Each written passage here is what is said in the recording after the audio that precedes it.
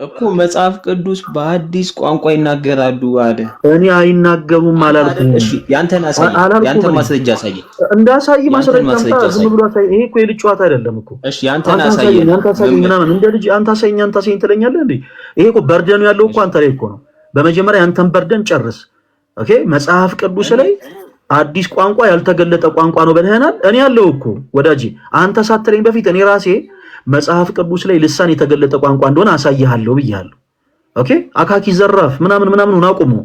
መጽሐፍ ቅዱስን ትገልጥና ልሳን ያልተገለጠ ቋንቋ ነው የሚልን የሚያብራራን ሐሳብ መጽሐፍ ቅዱስ ላይ አውጣና አሳየን። በቃ አሳየን። እኛ እሱን የፈለግነው ከኛ ከክርስቲያኖች ጋር ስታወሩ ፕሊስ ፕሮቴስታንቶች ወንድሞች በጣም ጥንቃቄ ያስፈልጋል። በጣም ጥንቃቄ ያስፈልጋል። ማውራት ያለባችሁ በማስረጃ ነው፣ በመጽሐፍ ቅዱሳዊ ማስረጃ። ሁላችሁም ኮሜንት ላይ እኛ ክርስቲያኖች ነን እያላችሁ ጻፉ ፕሊስ። ሁላችሁም ደቂቃ ሰጣለሁ ከፈለግ ተወዳጅ ወንድማችን። እስከዛ ሌላ ሰው አውራ፣ መጽሐፍ ቅዱስ ጥቅሱን ልፈልግ ማለት ይቻላል። እሺ። ከዛ ውጪ ግን የማያውቁትን ነገር ደግሞ መንፈትፈት እኛ ጋር አይቻልም።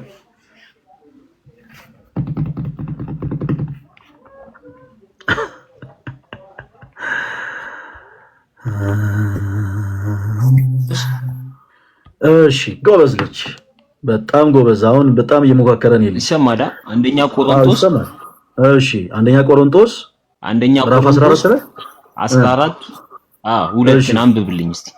እሺ፣ በጣም ጎበዝ ልጅ። ቁጥር 2 እንደዚህ ይላል። ጋይስ አሁን ተከታተሉ። በልሳን የሚናገር ለእግዚአብሔር እንጂ ለሰው አይናገርም፣ የሚያስረው የለምና በመንፈስ ግን ምስጢርን ይናገራል ይላል። እሺ ምን እናርገኝ? ጥቅስ በልሳን የሚናገር ለሰው ሳይሆን ለእግዚአብሔር ነው የሚናገረው። እኔ ለማን ነው የሚናገረው ብዬ ነው እንዴ ጥያቄ ጠየቅኩ? ምን ብዬ ነው የጠየቅኩ? ኖ እንደዛ አይደለም። ምን ብዬ ነው የጠየቅኩ? አትውጣ ፕሊስ፣ ከላይ ብለህ አትውጣ። እንደዛ አይደለም ብለህ ወጣ። ተወዳጅ ወንድማችን ኢዮባ እባክህ ወደ ላይፍ ተመለስ፣ እባክህ ወደ ላይፍ ተመለስ።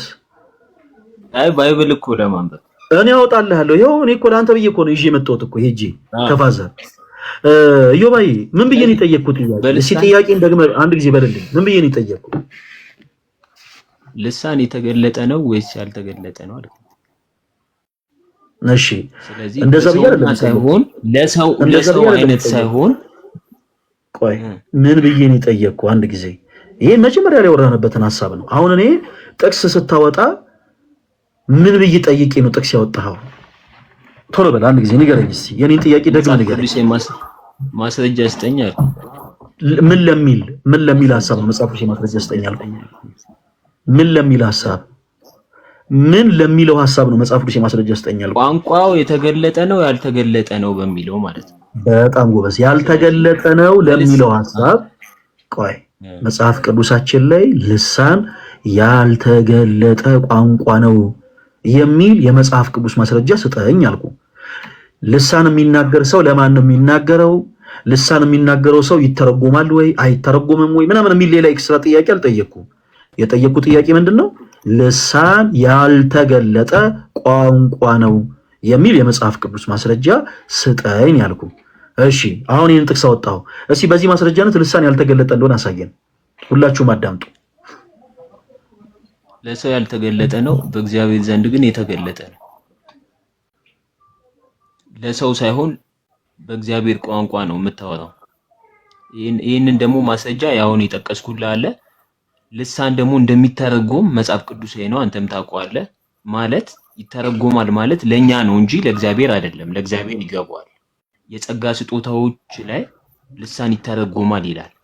ስለዚህ እኛ ስለማናውቀውና ስለማይገባን ቋንቋውም አዲስ ስለሆነ ነው ልሳን ሊተረጎም የሚችለው። ስለዚህ ቀደም ደግሞ እንደነገርኩ አዲስ ቋንቋ ይችላል። ስለዚህ አሁን እኔ ብዙ ጥቅሶችን አቀረብኩልህ። አንተ የምትለውን አስተምረን ሁለት ጥቅስ ነው የሰጠህ። ምንም ጥቅስ አልሰጠህንም። ሁለት ጥቅስ ምንም ብዙ አይደለም። ሁለት ጥቅስ ብዙ አይደለም። አዎ እንዴ ላሳይ ነው እንዴ? እኛ እኮ ክርስቲያኖች ነን። ኢዮባይ ቀደም ስነግር እንደነበረው እኛ ክርስቲያኖች ነን። እሺ በደንብ አድርገህ አዳምጣው። እሺ አንደኛ ቆሮንቶስ ምዕራፍ 14 ቁጥር 9 ሁላችሁም አዳምጡ። በመጀመሪያ ልሳን ምንድነው ብለናል? ቋንቋ ነው። ኦኬ። ከዛ በኋላ የተገለጠ ቋንቋ ነው ወይንስ አይደለም ስንል ተወዳጁ ወንድማችን የሚናገር ለእግዚአብሔር ይናገራል አለን። እኛ ለማን ነው የሚናገረው ብለን አልጠየቅንም ነበር። ነገር ግን ልሳን የተገለጠ ቋንቋ ነው ወይንስ አይደለም ሂያቭ ነው አይዲያ። ቅዱስ ጳውሎስ ግን በዚህ በቆሮንቶስ መጽሐፍ ላይ በአንደኛ ቆሮንቶስ ምዕራፍ 14 ቁጥር 8 እና 9 ላይ እንደዚህ ይላል፣ የሚነገር ልሳን የተገለጠ ቋንቋ እንደሆነ ሰው የሚነገር ልሳን አይቶ ለምሳሌ ዝም ብሎ ራባጃ ራባባባ ቢል ለንፋስ ተናጋሪ እንደሆነ በግልጽ ይናገራል። ፕሮቴስታንት የሆናችሁ ሰዎች ጥቅሱን ያዙ። አንደኛ ቆሮንቶስ ታነብልናለህ ዮባ? እኛ ክርስቲያኖች ነን እያላችሁ ጻፉ እንጂ ጋይስ፣ የምን መስነፍ ነው? ሁላችሁም ሳታቋርጡ እኛ ክርስቲያኖች ነን እያላችሁ ጻፉ። ተወዳጅ ወንድማችን ትቆያለህ? ስለኔ ያልከኝ አንደኛ ቆሮንቶስ ምዕራፍ 14 8 እና 9 ምን እንደሚል እንደውም አስረዳን እስቲ አንተ በዛው።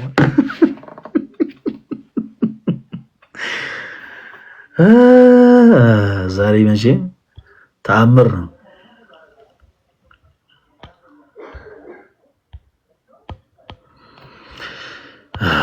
እንተ በህሊና እግዚአብሔር ተገበት መንፈሳዊት ይእቲ ማርያም በእግዚአብሔር ሐሳብ የተሰራች ኢዮባ አንብብልን ወንድማችን። እሺ ሁላችሁም አዳምጡ፣ ምን ማለት እንደሆነ ያስረዳናል። ኢዮባ አነበዋለሁ። አንደኛ ቆሮንቶስ ምዕራፍ 14 ቁጥር 8 እና 9 እንደዚህ ይላል፣ ደግሞ መለከት፣ ሁላችሁም አዳምጡ፣ ደግሞ መለከት የማይገለጥን ድምፅ ቢሰጥ ለጦርነት ማን ይዘጋጃል? እንዲሁ እናንተ ደግሞ የተገለጠውን ምን ያለውን የተገለጠውን ቃል ባንደበት ባትናገሩ ሰዎች የምትናገሩትን እንዴት አድርገው ያስተውሉታል? ለነፋስ የምትናገሩ ትሆናላችሁና ይላል። ኦኬ አስረዳን አሁን ምን ማለት እንደሆነ። እዚህ አንደኛ ቆሮንቶስ ምዕራፍ 14 8 እና 9 ላይ ያለው ቃል ምን ማለት እንደሆነ አስረዳን ተወዳጅ ወንድማችን ኢዮባ።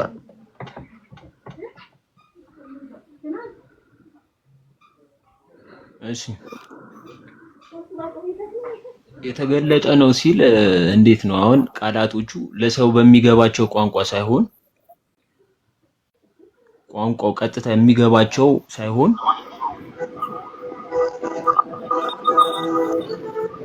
ግን የሚታወቅ የተገለጠ ነው ለማለት ፈልጎ ነው። የሚታወቅ የተገለጠ ስልህ ቋንቋው ቀጥታ ሰውኛ ቋንቋ ሳይሆን ግን ለሰዎች እንደሚሰማ ለማስረዳት ነው እየተናገረ ያለው። ምክንያቱም ከላይ ጋር ቅድም የሰጠው አንደኛ ቆሮንቶስ 14 8 እና 9ን እያስረዳህ ነው ዮባ። እያስረዳህ እንዳልሆነ ተስፋ አደርጋለሁ መቼም ኖ ቁጥር 2ን ቅድም አስነብቤያለሁ አይደለ?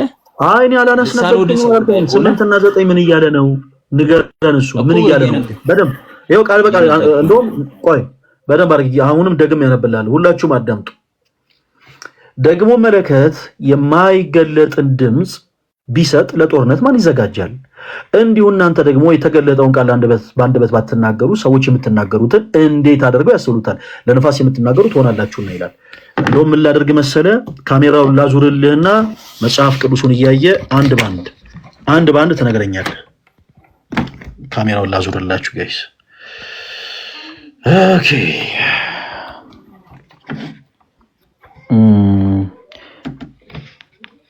አረ ስራ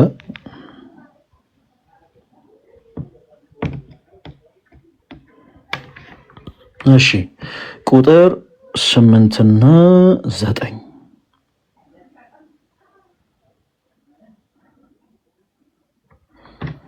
እሺ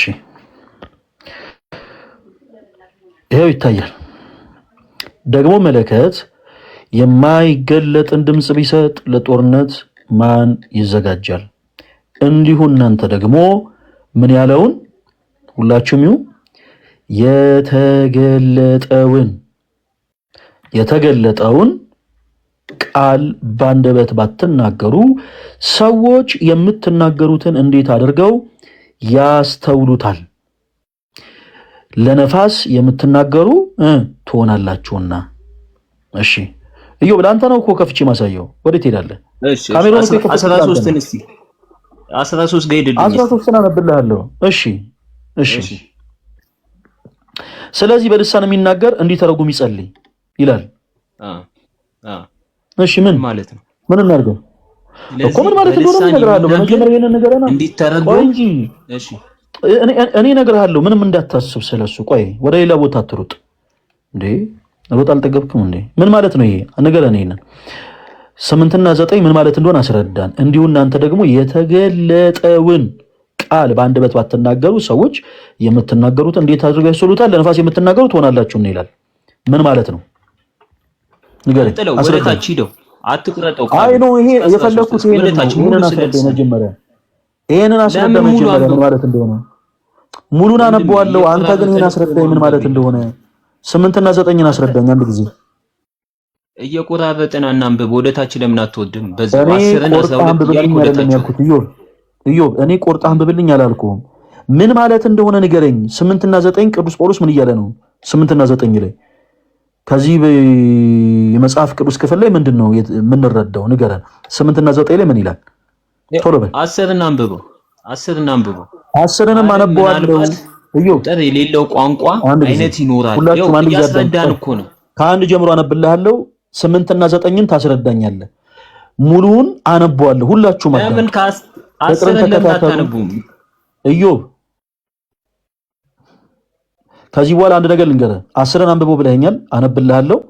ከዛው ካነበብኩልህ በኋላ ግን የምታስረዳኝ 8 እና 9ን ነው። እኔ 10ን አይደለም የምታስረዳኝ 8 እና 9ን ነው የምታስረዳኝ። እሺ ማታስረዳ ከሆነ ታች አስወርዳለሁ። ብዙ አልለማመጥህም። አዳምጥ። ያው 10ን አነባለሁ። እሺ በዓለም ምናልባት ቁጥር የሌለው ቋንቋ አይነት ይኖራል፣ ቋንቋ የሌለው ሕዝብም የለም። እንግዲህ የቋንቋውን ፍቺ ባላውቅ ለሚናገረው እንግዳ ሆናለሁና የሚናገረውም ለኔ እንግዳ ይሆናል። ከዛ እንዲሁም ደግሞ እናንተ መንፈሳዊ ስጦታን በብርቱ የምትፈልጉ ከሆናችሁ በቤተ ክርስቲያን ለማነጽ እንዲበዛላችሁ ፈልጉ። ስለዚህ በልሳን የሚናገር እንዲተረጉም ይጸልይ ይላል። ኦኬ ይሄ መጽሐፍ ቅዱስ ክፍል ምን ማለት እንደሆነ አሁን ይሄ በርደኑ የኔ ነው።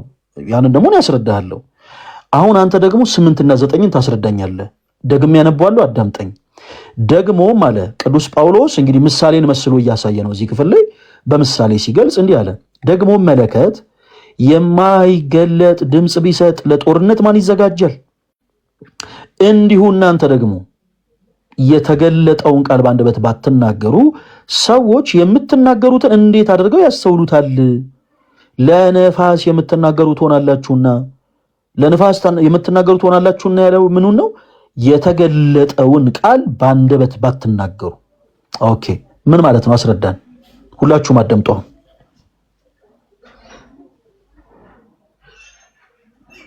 አሁን እኮ እየተናገረ ያለው በልሳን የሚናገር መተርጎም እንዲተረጎምለት ይጸልይ ይላል አይደለ? ታች ጋር 13 ላይ የዚህ አሁን አንተ የጠየቀኝ ጥያቄ መልሱ 13 ላይ አለ።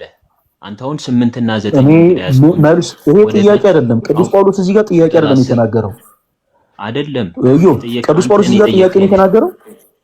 እኔ ጠየቅኩ። ምን ብዬ ነው የጠየቅኩ? ጥያቄው እስኪ ደግመህ ጥያቄውን በልልኝ። ምን ብዬ ነው የጠየቅኩ? የተገለጠ ቃል ነው እያልከኝ እያሳየኝ ነው በመጽሐፍ ቅዱስ። የተገለጠ ቃል ነው ብዬም እያሳየውክ አይደለም። ምን ብዬ ጠየቅኩ? እኔ ይሄን ገጸ ንባብ አንብቤ ምን ብዬ ነው የጠየቅኩ? ኢዮብ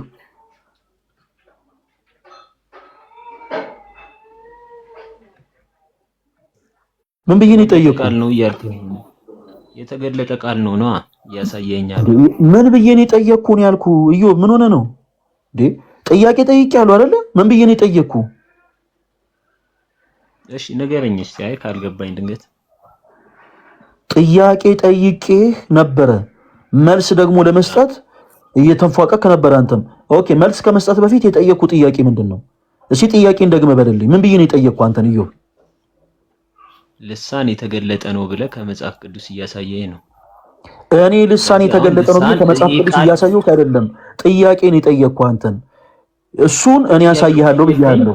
ልሳን የተገለጠ ቋንቋ እንደሆነ አሳይሃለሁ። ፕሊስ እባክህን የልጅ ስራ አትስራ። ኢዮብ ምን ብዬ ነው የጠየኩ? መልስ አንተ እየሰጠህ ነበር አይደል? ምን ብዬ ለጠየኩ ጥያቄ ነው መልስ እየሰጠህ የነበረው?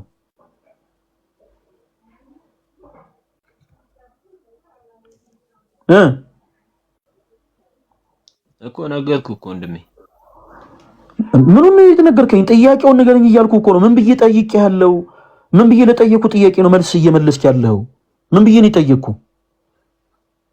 ልሳን የተገለጠ መሆኑን ነው የጠየከኝ። እኔ ደግሞ አሁን እዚህ ጋር እየተናገረ ያለው ልሳን መተርጎም እንዳለብን እኔ እንደዛ ብዬ አልጠየኩም። አየህ፣ ያልጠየኩ ጉዳይ ላይ ነው ፎከስ አድርገህ ስታወራ የነበረው። እኔ እንደዛ ብዬ አልጠየኩም።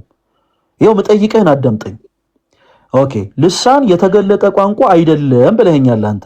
እሺ፣ ቅዱስ ጳውሎስ በአንደኛ ቆሮንቶስ ምዕራፍ 14 ቁጥር 8 እና 9 ላይ እንደዚህ ይላል። ይኸው አሁን ጥያቄን አዳምጥ። ደግሞ መለከት የማይገለጥን ድምፅ ቢሰጥ ለጦርነት ማን ይዘጋጃል? እንዲሁ እናንተ ደግሞ የተገለጠውን ቃል በአንደበት ባትናገሩ፣ ምን ያለውን ቃል? የተገለጠውን ቃል በአንደበት ባትናገሩ ሰዎች የምትናገሩትን እንዴት አድርገው ያስተውሉታል? ለነፋስ የምትናገሩ ትሆናላችሁና ይላል። እሺ ይሄ ምን ማለት እንደሆነ አስረዳኝ። ጥያቄው ይሄ ነው። ጥያቄው ምንድነው? 8 እና 9ን እያነበብክ ይሄ ማለት እንዲህ፣ ይሄ ማለት እንዲህ እያልክ ምን ማለት እንደሆነ አስረዳኝ። ሁላችሁም አሁን አዳምጡ።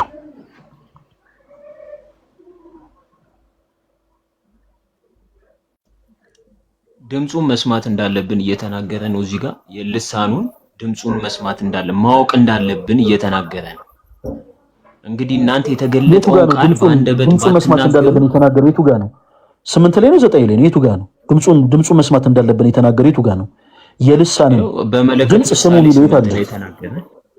8 ላይ ስለ መለከት ነው የሚያወራው እንጂ ስለ ልሳን ድምጽ አይደለም የሚያወራው። የልሳን ድምጽ ስሙ የሚለው የቱ ጋር ነው? የተናገረ አይደል? እኔ የልሳን ድምጽ መስማት እንዳለብን ነው የሚናገረው አልክ። የት አለ የልሳን ድምጽ የሚል? የት አለ? በመለከት ነው እኮ በምሳሌ ነው እየነገረ። በቃ እኔ እሱን ስለ መለከት አልጠየቅኩም።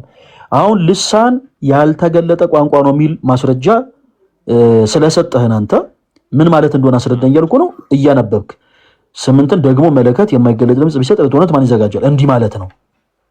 እንዲሁ እናንተ ደግሞ የተገለጠውን ቃል ይላል። የተገለጠ ቃል ማለት እንዲህ ማለት ነው። በአንደበት ባትናገሩ ሰዎች የምትናገሩት እንዴት አድርገው ያስሩታል ያለው ለዚህ ነው። ለነፋስ ተናጋሪዎች ያለው ደግሞ ለዚህ ነው እያልክ አስረዳን።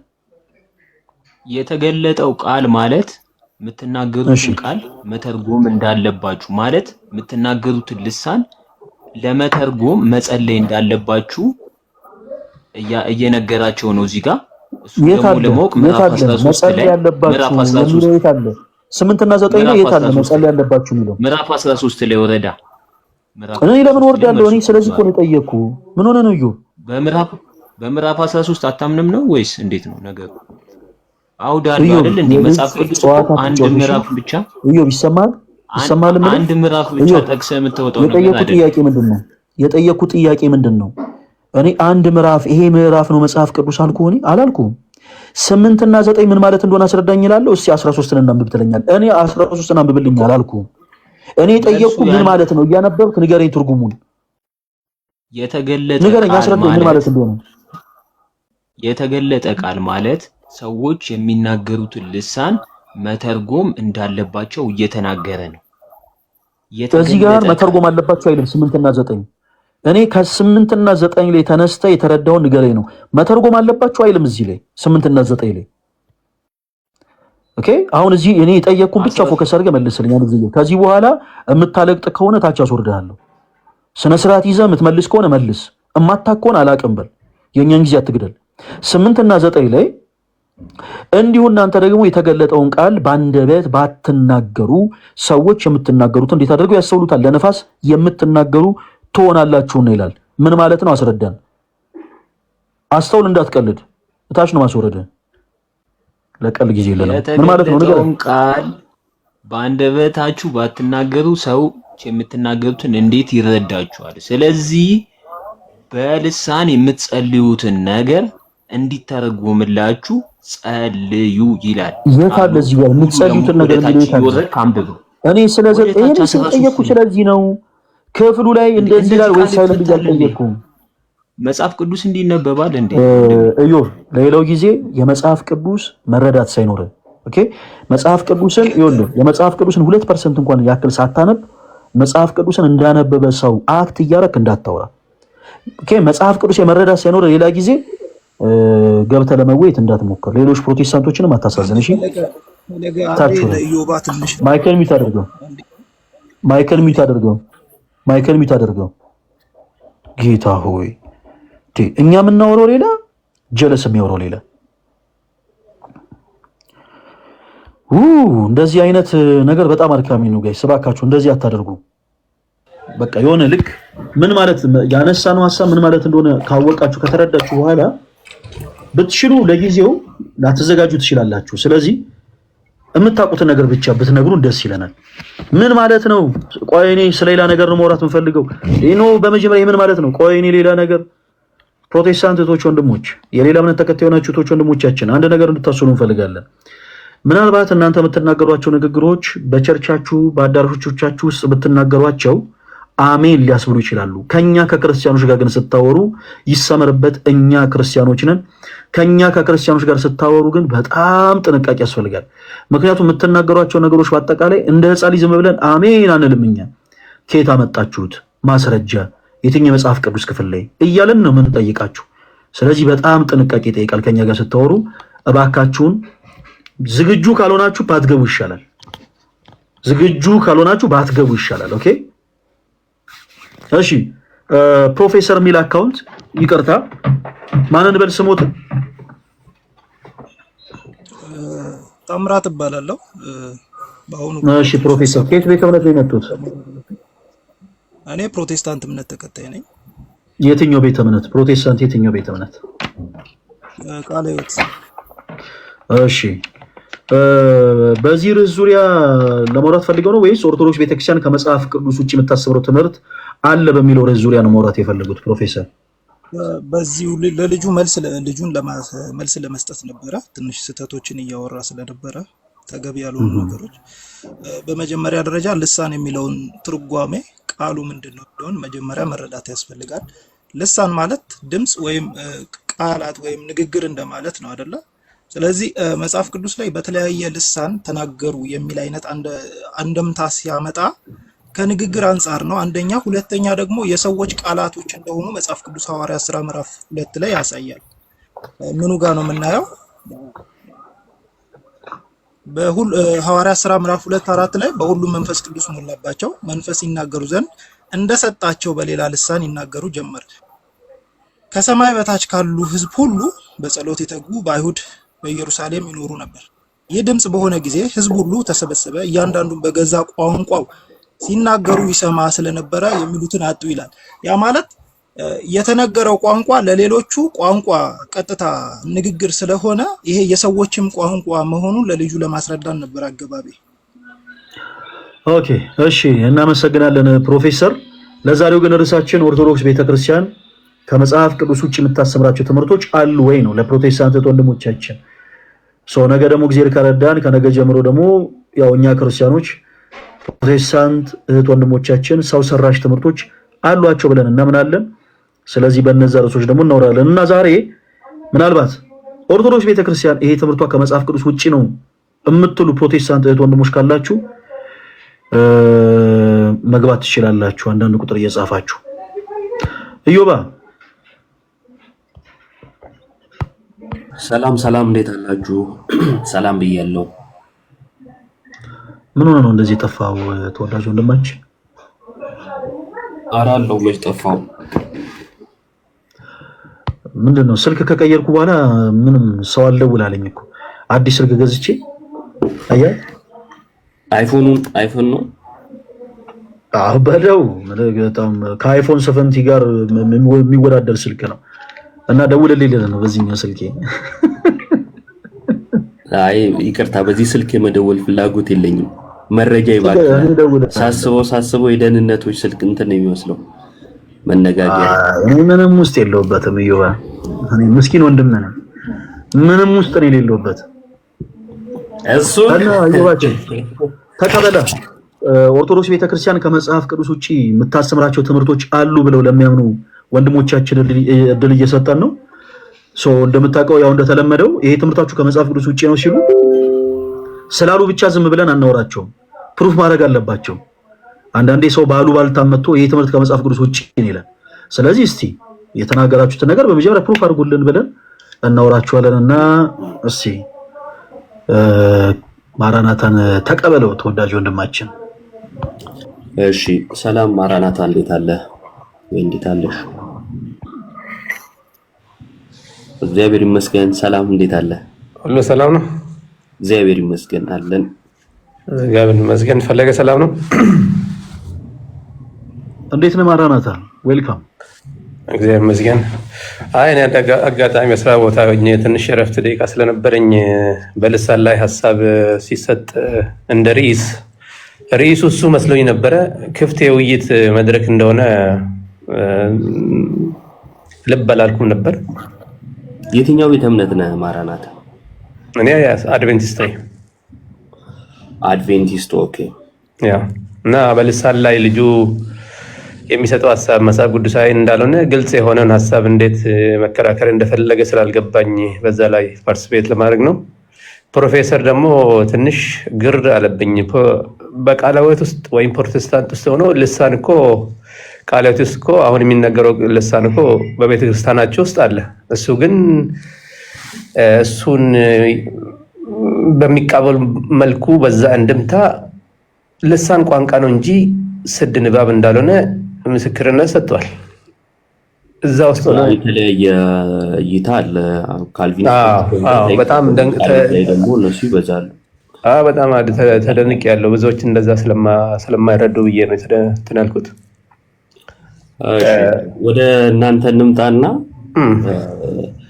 ከመጀመሪያውም አድቬንቲስት ነበሩ ከትውልዶቱ? እኔ አዎ። ኦኬ። ስለ ኦርቶዶክስ ቤተክርስቲያን ትምህርት ያውቃሉ? አውቃለሁ። ብዙ ጊዜ ተወያይቼበታለሁ። ቤተሰብም አለኝ እንደዛ ኦርቶዶክስ ውስጥ የሚቀርቡ ጓደኞችም ስላለኝ። እዮባ አንድ ጣልቃ ልግባና፣ እሺ ማራናታ አንድ በመጀመሪያ ማስጠነቀቅ ነገር በጣም በጣም በጣም ከብዙ ጊዜያት በኋላ ነው እንደዚህ ላይቭ ላይ ስንገናኝ ታስታውሳለህ አንተም እና በጣም ለአንደበት ጥንቁቆን እንድታወራ ፈልጋለሁ። ከዚህ ቀደም እኛ ላይቭ ላይ መተህ ኦርቶዶክስ ቤተክርስቲያን ከመጽሐፍ ቅዱስ ውጭ የምታሰራቸው ትምህርቶች አሉ ወይ ስንልህ አው ብለህ ማርያም ሌሎች ልጆች አሏት ከሚል ሐሳብ ጋር ተያይዞ አንዳንድ አላደለ ትንሽ ኦዲየንስን የማይመጡ ንግግሮችንም ጨምረህ ስትናገር ነበርና እነዛ ንግግሮች ብቻ ተዋቸውና እንዲሁ ሐሳቦች ተጀምሮ ከምናስወርድ ከዮባ ጋር በዚህ ትምህርት ዙሪያ በጣም ደጋግመህ ሁለት ጊዜ አይ ቲንክ ሌላም ቤት ልክ እንደዚሁ ምናምን ስላየው ይሄ ትምህርት ከመጽሐፍ ቅዱስ ውጪ ነው ያልከበት ሪዝን ለዮባ ታቀርብለትና ያው ዮባም አለ እኔም አለው እናወራለን። ዮባ ከዚህ በፊት ሲያነሳው ስለነበረ ነው። ያው ፈለገ ዲሲፕሊን ያስፈልጋል። ይሄ ፕላትፎርም ሰዎችን ስሜታዊ ውስጥ ገብቶ ሰዎች ስቲክ ሆኖ የሚወጡበትን በእግዚአብሔር ቃል ውጪ የሚወጡበትን አዝማሚያ ስለተራረምንና እንደዚህ በክርስቲያን ማነር መሄድ አለብን፣ ስም ጋር መኖር አለብን ስላል ይሄን አብንበታለሁ። ሰዎች እንዲሰናከሉ ሳይሆን ሰዎች እንዲማሩና እውነት የሆነ የመጽሐፍ ቅዱስ ትምህርት ወደ ብርሃን ለማውጣትና ወይኔ ተሳስቼ ከሆነ ስህተቱን በወንጌል እንዲታረም አንተም ስህተት ከሆንክ ስህተቱ በመጽሐፍ ቅዱስ እንዲታረም ከማፈለግ ውጪ ከዚህ በሰለለ በነጥብ ጨዋታ ለመጫወት ወይም ሌላውም የሞራል ማራናታ ይቅርታ፣ እሺ ወደ ርዕሱ እንመለስ። እሺ ወደ ርዕሱ ለመመለስ ደቂቃ ስላለቀ ረፍት ላይ ስላለው ሌላ ጊዜ ገብቼ መጽሐፍ ቅዱስ ማስረጃዎች ብለዋል ጥቅሶቹን ይዤ ራስን ያዘጋጀ አሁን ብናወራ ከ10 ደቂቃ 5-6 ደቂቃ በላይ ማውራት ስለማይቻለኝ ረፍቴ ስላለቀ ሌላ ጊዜ እመጣለሁ። እግዚአብሔር ያክርብልኝ። እሺ ደህና።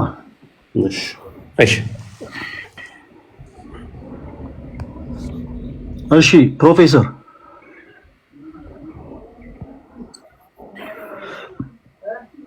ኦርቶዶክስ ቤተክርስቲያን ከመጽሐፍ ቅዱስ ውጭ የምታስተምራቸው ትምህርቶች አሉ ብለው ያምናሉ?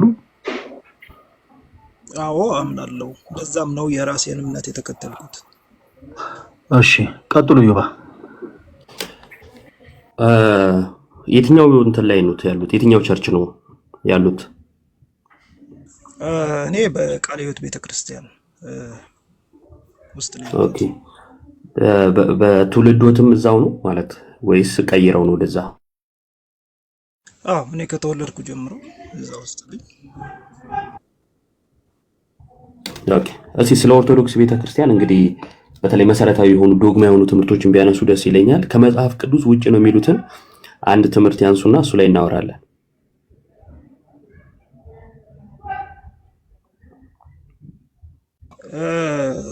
ጥሩ ነው።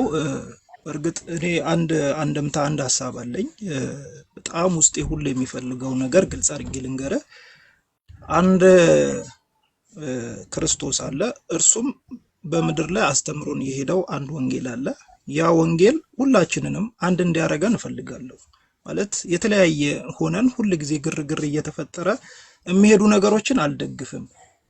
አንድ እንድንሆን የሁል ጊዜ ጸሎቴ ነው። እግዚአብሔር ሐሳባችንን አመለካከታችንን እንዲያስተካክልልን የሁል ጊዜ ምኞቴ ነው። ነገር ግን እኔ ደግሞ አንድ ነገር መሰረታዊ ነገር ላይ ሁሌም አቋም ይዛለሁ። እሱም የመዳናችን ምስጢር ምክንያት አንድ ኢየሱስ ክርስቶስ ብቻ እንደሆነ አምናለሁ። ኢየሱስ ክርስቶስን በማመን ከዛ ውጪ ሌላ ምንም የመዳኛ ምክንያት እንደሌለ በእኛ በቤተ ክርስቲያናችን እምነት ስንማር አድገናል፣ እናምንበትም አለን። ስለዚህ ባለፈው በተደጋጋሚ በዚህ ጉዳይ ርዕሶች ተነስተው ፕሮፌሰር ይቅርታና እየመጣሁልህ ነው፣ ግን እሺ ቀጥል። አይ አሁን ያነሱት ላይ ይሄ አንድ እንድንሆን እንፈልጋለሁ ያሉትን እኔም እጋራዎታለሁ። እኔም አንድ እንድንሆን እፈልጋለሁ። ሁሉም ከስህተቱ ተመልሶ እርሶንም ጨምሮ ወደ ሐዋርያት እምነት ወደ ቀደመችው ቤተክርስቲያን እንዲመለሱ እኔም እመኛለሁ። ዋናው ርዕስ ግን እሱ ስላልሆነ አሁን ከቤተክርስቲያን ከኦርቶዶክስ ቤተክርስቲያን ስህተት ነው ብለው የሚያምኑትን አንዱን ትምህርት ያንሱልኝና እሱ ላይ እናውራ። እኔም እየሄድኩልህ ነው ወደዛ እና በኦርቶዶክስ እምነት ከኢየሱስ ክርስቶስ ውጭ ቤዛ እንዳለ የሚያሳዩ ነገሮችን በተደጋጋሚ እንሰማለን።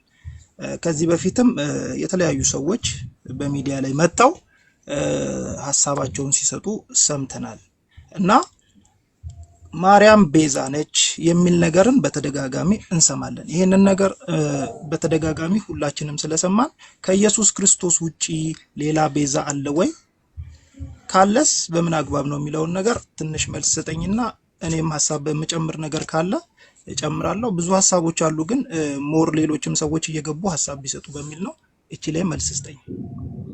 እሺ አይ ከመልሱ አስቀድሞ ቅድም ፈለጋ እንትን ያለው ነገር ነበርና ይሄ ከመጽሐፍ ቅዱስ ውጪ ነው የሚል አካል ውጪ መሆኑን መጀመሪያ ማሳየት አለበት የሚል ነገር ስለተቀመጠ በዛው አካሄድ እንሄድና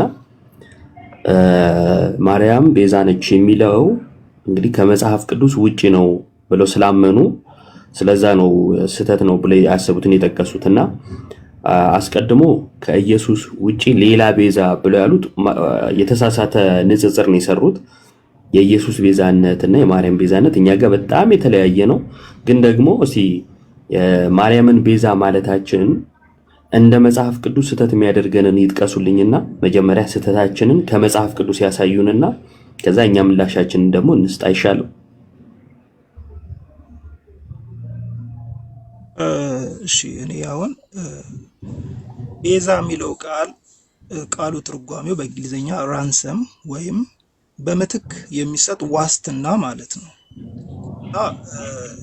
ኢየሱስ ክርስቶስ ቤዛችን ነው የሚለውን ነገር መጽሐፍ ቅዱስ በተደጋጋሚ ሐዋርያቶች ሲያስተምሩ የመጣው ነውና መጽሐፍ ቅዱስ ላይ ማርያም ቤዛ ነች የሚል አስተምሮት ስለሌለ ነው እኔ እየጠየቅኩ ያለሁት እንጂ የኢየሱስ ክርስቶስን ቤዛነት እናንተም እንደምታምኑ እርግጠኛ ሆኜ ነው የምናገረው። ግን የማርያም ቤዛነት ላይ ትንሽ መልስ ብትሰጠኝ ነው እኔ እያልኩ ያለሁት። ነች ቢለውን ነገር ማርያም ቤዛ ነች የሚል ጽሑፍ ስለሌለ ነው። ስለሌለ ብቻ ሳይሆን ኖርማል የሐዋርያትም አስተምሮትም ስላልሆነ ነው። ሙሴ ቤዛ ነው የሚልስ አለ የለም? ሙሴ ቤዛ ነው የሚል እስካሁን ሰምቼም አላውቅም። ቤዛ ከምን አንግል ነው የሚለውንም ለመረዳት ነው። አይ አንግል ላይ አላወራ አብራራ ነው ልስማና ከምን አንዴ ከምን አንግል ነው የሚለውን አይደለም ሌላ የኢየሱስንም አላወራንም። አዎ ቤዛ ነው የሚለው ላይ ተማመን እንጂ ከምን አንግል የሚለው ጋር አልደረስንም። መጀመሪያ ቃሉ ላይ ነው ያለነው። እርሶም ቃሉን ፈቱና ቀጠሉ ማለት ነው። ቃሉ ላይ ነው ያለነው። ለሙሴ ቤዛ መባሉ ወይም ቤዛ ተብሎ መጠቀሱን ልጥቀስሎትና አላየውም ስላሉ ከዛን ከመጽሐፍ ቅዱስ አንፃር ለሙሴ ያለውን ቤዛ እንዴት እንደተቀበሉት ይነግሩኛል። አልቀበልም ካሉም ይነግሩኛል። የሐዋርያት ሥራ ምዕራፍ 7 ቁጥር አይ ቲንክ 35 ላይ ይመስለኛል። አንዴ እጆት ላይ መጽሐፍ ቅዱስ አለ ማውጣት ይመቾታል አለ 7:35 እያየሁት ነው። እስቲ አውጡት። እሺ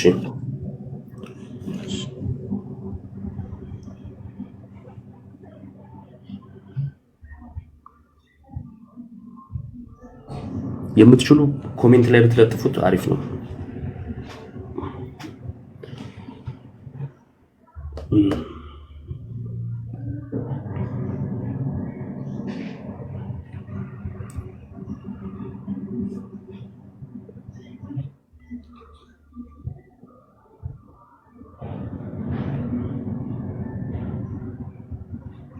ቀጥል። እኔ ደርሼበታለሁ። ቀጥል አለ ምን የሚል ቤዛ የሚለው ለሙሴ ተነግሮ ላንብብልህ? አዎ ይቻላል። እሺ 35 ሹምና ፈራጅ እንድትሆን የሾመህ ማን ነው ብለው የካዱትን ይህን ሙሴን በቁጥቋጦ በታየው በመልአኩ እጅ እግዚአብሔር ሹምና ቤዛ አድርጎ ላከው ይላል። ስለዚህ ቤዛ ተደርጎ ተልኳል ሙሴ። ያ እዚህ ጋር ተጽፏል። ኮንሴፕቱንም እናብራራለን። ስለዚህ ቅድም የለም ብለውኝ ወይም አላየውም ብለውኝ ስለነበረ አሁን አይተዋል አይደለ? ያ ቃሉን አየሁት። እዚህ ጋር ከተረዳሁት አንግል ሙሴ በሰዓቱ የእስራኤልን ሕዝብ ወክሎ ወደ ግብጽ ተመልሶ ሄዶ እንደነበረ እና እነሱን ወክሎ ሲከራከር ወይም በእነሱ በዋስትና እነሱን ወክሎ ሲከራከር እንደነበረ እናውቃለን። ቀጥል። እናውቃለን እና ቤዛ ያስብላል። ያንተን ሐሳብ ይሄንን የጠቀስክበትን አንግል አስረዳኝና ከዛ በኋላ እኔ የጠቀስኩት ምንድነው ከኢየሱስ ውጪ ቤዛ ብላችሁ ትላላችሁ ስላሉ ከዛን ማርያም ቤዛ የሚል መጽሐፍ ቅዱስ ላይ ስላልተጻፈ ነው የሚል ነገሮችን ስላነሱ የመጀመሪያ የቃሉን ትርጉምም ራስዎት ስላነሱ ከቃሉ ስንነሳ ቤዛ የሚለው ለሌሎች ሰዎች ተሰጥቶ እናያለን። ይሄን እንዴት ተረዱት የሚለውን ማሳየት ስለፈለኩ ነው። ስለዚህ አሁን በጠቀሱት ምክንያት ሙሴ ቤዛ ሲባል ችግር የለውም ከክርስቶስ ቤዛነት ጋር ይጋጭም ነው ሐሳቡት። ኦኬ በጣም ጥሩ። እሺ እኔ አሁን እንደዚህ እናድርግ። ስለ ሰው ልጅ ሁሉ ኃጢአት አንድ ልጁን እግዚአብሔር አሳልፎ ሰጥቶናል። ይሄ አንድ ልጁ እኛን ከኃጢአት ግድግዳ ያለያየን ያዳነን ስለ ነፍሳችን ቤዛ የሆነው የሚለው ኮንሴፕት እዚህ ጋር የነፍስ መዳንን ነው እያወራን ያለ ነው አይደለ? እኛ አሁን ሁሉ ጊዜም የምንለው ሰው ልጅ ከስጋዊ ህመሙ ይድናል፣ ከኃጢአቱ ከመንፈሳዊ ሞት ይድናል። እርግጠኛ ሆኜ የምነግርህ እዚች ጋር ለየት ማድረግ ያለብን ይመስለኛል። የቱ ዋጋ ምንድነው? በነገራችን ላይ ራንሰም ወይም ቤዛ ወይም ዋስትና ማለት ፍርድ ቤት ቀርበ አንድ ሰው ላንተ ዋስ ሊሆን እንደሚችል ታውቃለህ አይደለ? ዋስትና የሚለውን ኮንሴፕት ትንሽ ለየት ካላደረግነው ትንሽ እየተራራቀን እየሰፋን ነው የምንሄደው። እኔ ስላንተ ዋስ በሆንልህ ላንተ ለነፍስ ወደ መንግስተ ሰማያት ስለመግባትህ አይደለም ዋስ መሆንልህ። ከፍርድ ቤት በዛ ሂደት ውስጥ ከስራት ወጥተህ በነፃነት እንድትንቀሳቀስ የሚያደርግህ ዋስትና ነው ልሰጥ የምችለው። አሁን ላመጣልህ ነው እንጂ ወደ ክርክር እየገባው ሳይሆን ሐሳቡን ላመጣልህ ነው የቤዛነትን። አይ ችግር የለውም። ሐሳቡንም ቢያመጡት ሐሳቡ ከቀደም የተናገርኩትን አሁንም ረሱት መሰለኝ አላውቅም። ዝርዝር ሁኔታው ሳንገባ በፊት አልኩት ከምን አንፃር ተባለ የሚለው ነገር ላይ ሳንገባ በፊት ከምን አንፃር የሚለውን ሳይሆን እርሱ ራሱ የጠየቁት ማርያም ቤዛ ናት የሚል አልተጻፈም። ከኢየሱስ ውጪ ሌላ ቤዛ አላችሁ የሚል ነገሮችን ስላነሱ ቤዛ ስለሚለው ቃል ነው እያወራን ያለ ነው። ለሌላ ሰው ስለመነገሩ ከክርስቶስ ውጪ ለሙሴ ስለመነገሩ አነሳውለት። ሙሴ ቤዛ መባሉን አላየውም ብለው ነበር። አሳየውት። ልክ ሳሳየውት እዛ ላይ የሰጡት ቤዛ የቤዛነት ትርጉም አለ። ለሙሴ ቤዛ የሚለው ሲነገር ለእስራኤላውያን እንዲህ ስለሆነ አሉ። የኔ ጥያቄ ዛጋ የነበረው ምንድነው? ለእስራኤላውያን እርሱ ያሉትን ያደረገ ሰው ቤዛ መባል ይችላል ወይ? ልክ ሙሴ ለእስራኤላውያን እንዳደረገው የሚያደርግ ሰው ቤዛ ሊባል ይችላል ወይ የሚል ጥያቄ ነው የጠየቅኩት። አዎ ይችላል ወይ አይችልም ነው መልሱ የሚሆነው መቼም አይደል? እሺ የኔ ወንድም ቤዛ ሆኗል የተጻፈውን ምን ክድም አይነት ኮንዲሽን ላይ አይደለም መጽሐፍ ቅዱስ ላይ ተቀምጧል። እዛ ጋር የተቀመጠበት አንድምታ ከነፍስ መዳን ጋር አይገናኝም ነው እኛ እያልን ያለው። ከምን መዳን ጋር ነው ማለት ከምን መዳን የሚለው እኔ ሲጀመር የጠየቅኩ ስለ ነፍስ መዳን ቤዛነት ነው እንጂ ኖርማል ማንኛውንም ራንሰም ወይም ማንኛውንም ቤዛነት አይደለም እያወራሁት ያለው። እኛ ከክርስቶስ ከኢየሱስ ክርስቶስ ውጪ ለነፍሳችን መዳን ወደ እግዚአብሔር ለመጠጋት የሚሆነን ሌላ ቤዛ አለ ወይ? ከኢየሱስ ክርስቶስ ውጪ በቃ እቺን እንድትለይ። በዚህ ከተስማማን አንድ ምንም ያለያየን ነገር የለም። ጨረስኩ። እቺን ብቻ ነው ነፍሳችን በክርስቶስ ብቻ ነው ምድነው ነው የኔ ንግግር። ማንም ጥያቄ ያቀረበ የለም እኮ ከጅምሩ ከመጽሐፍ ቅዱስ ውጪ የሆነ ትምህርት አለን ወይ ሲያንጡ ሲባል የኛን ትምህርት ሳታውቁ ስለምትቃወሙ እኮ ነው። አሁን ችግሩ ምንድነው? እርሶም ብቻ ሳይሆን ለሌላውም የኛ ትምህርት ምንድነው የሚለውን ሰው ሳያቅ መረዳታችን ምንድነው? ክርስቶስ ላይ ያለን ትምህርት ምንድነው? ነገረ ማርያም ላይ ያለን ትምህርት ምንድነው? ነገረ ክርስቶስን በተለይ መዳንን ምናየው እንዴት ነው? እነዚህ ነገሮች እንዴት ያያሉ የሚለው የኦርቶዶክስን ትምህርት ሳታውቁ ከመጽሐፍ ቅዱስ ውጪ ትምህርት አላት ብላችሁ ስትመጡ እንደዚህ አይነት ነገሮች ይፈጠራሉ። የኢየሱስን ቤዛነት በማንም እና በምንም አይተካም። ይሄ በጣም ግልጽ ነው። የኢየሱስን ቤዛነት የማርያም ቤዛነት መሸፈን ቢችል ኖሮ ኢየሱስ ቤዛ መሆን ባላስፈለገው ነበር፣ መሞት ባላስፈለገው ነበር እያለ ነው። ስለ ክርስቶስ ቤዛነት ስናወራ ማንም በሞቱ ቤዛ የተባለ የለም። ሙሴ በሞቱ ቤዛ አልተባለ ማለት ለዓለም ሞቶ የኢየሱስን ቦታ ተክቶ ማለት ነው። ማርያምም ለዓለም ሞታ የኢየሱስን ቦታ ተክታ ቤዛ አልተባለችው። የሔዋን ምትክ ነች። ሔዋን በብሉይ ኪዳን እንደምታውቀው የመልአኩን የወደቀውን መልአክ ድምጽ ሰምታ ለዓለም ሞት ስታመጣ፣ ድንግል ማርያም ደግሞ የቅዱሱን መልአክ ድምጽ ሰምታ እንደ ቃል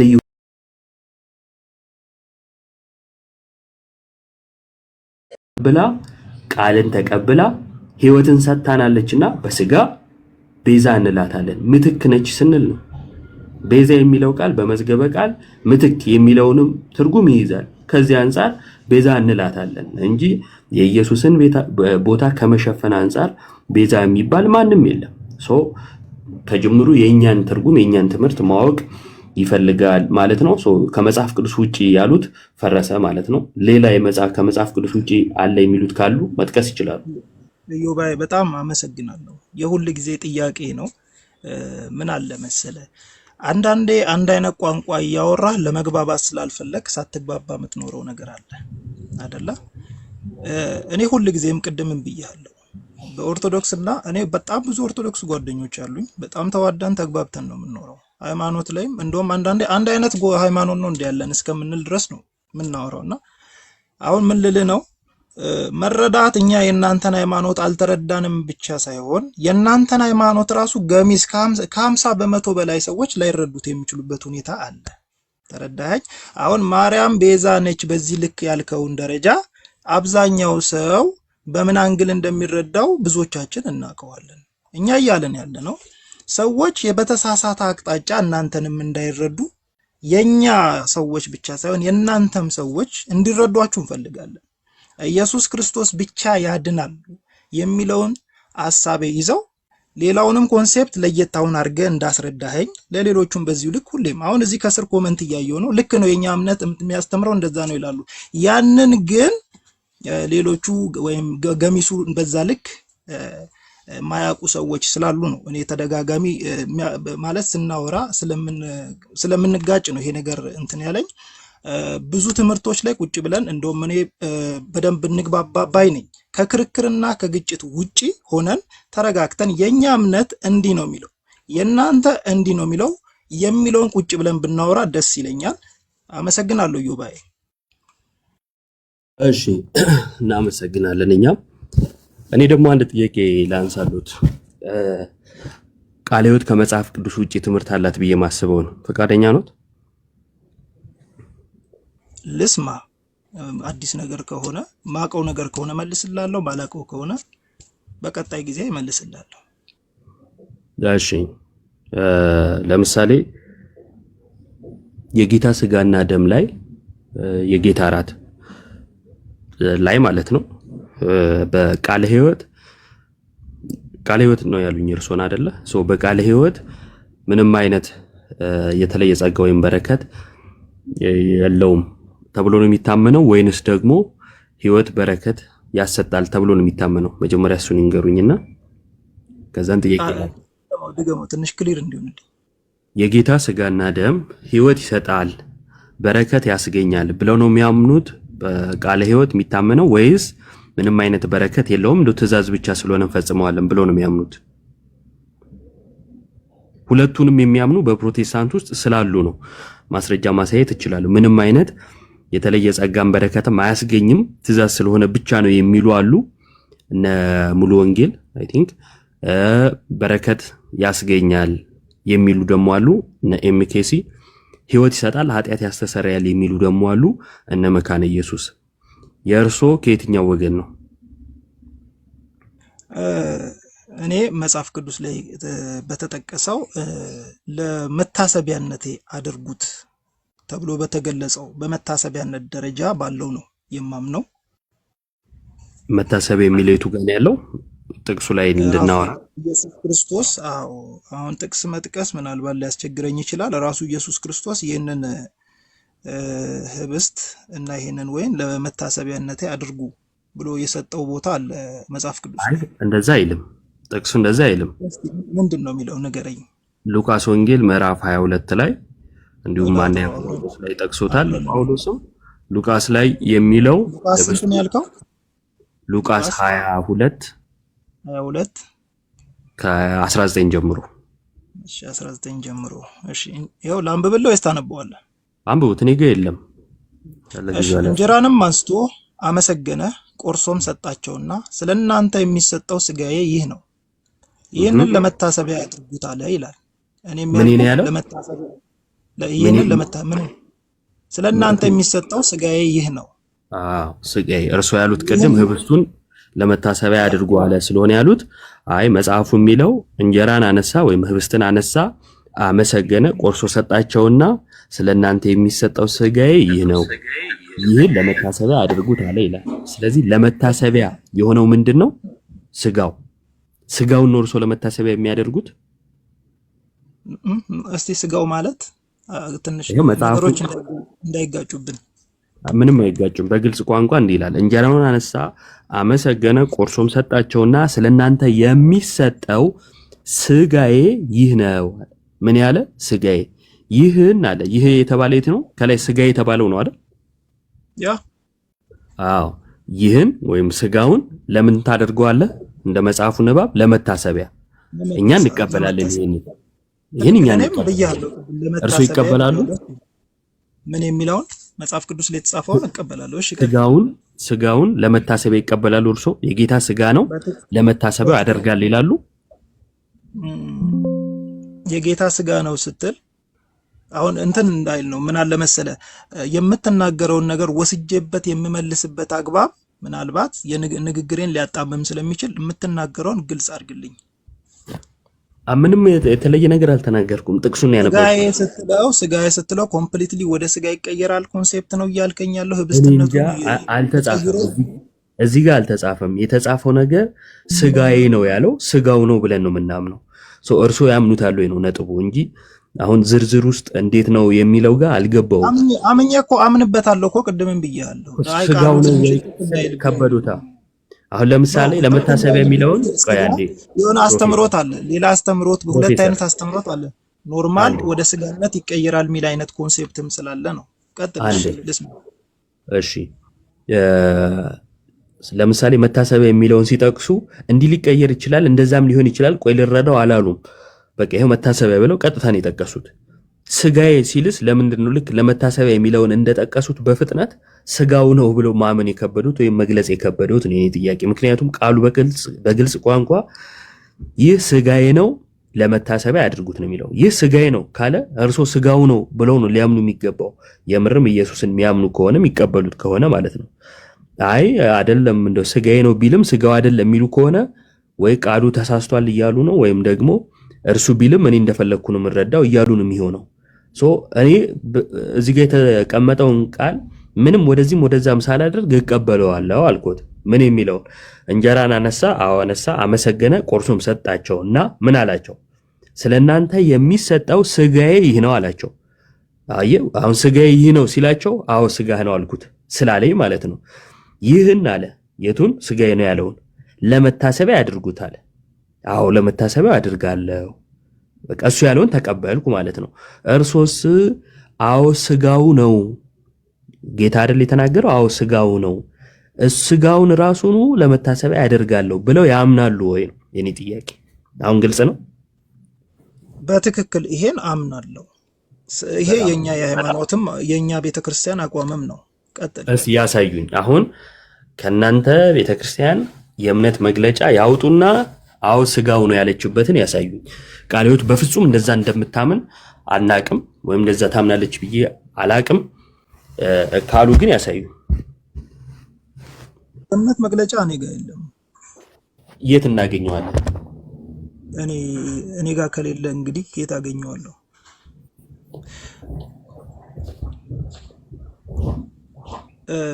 ኦንላይን ይገኛል። አንተ ማግኘት ትችላለህ።